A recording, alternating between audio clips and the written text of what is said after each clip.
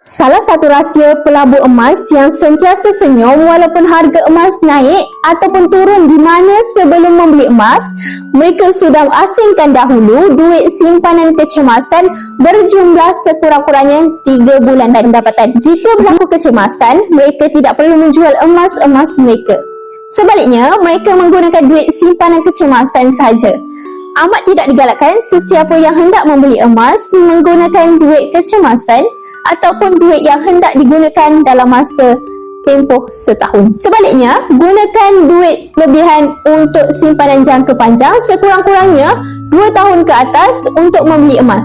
Tetapi dalam jangka pendek, harga emas ada turun dan naiknya. Bila tuan-puan membeli emas menggunakan duit jangka pendek, besar kemungkinan untuk tuan-puan menjual emas tersebut adalah tinggi. Bagi tuan-puan yang berminat untuk adakan simpanan emas, tuan-puan boleh rujuk di pin video saya untuk 5 langkah daftar akaun Public Gold, atau tuan-puan boleh klik link bio untuk saya bantu sebaiknya.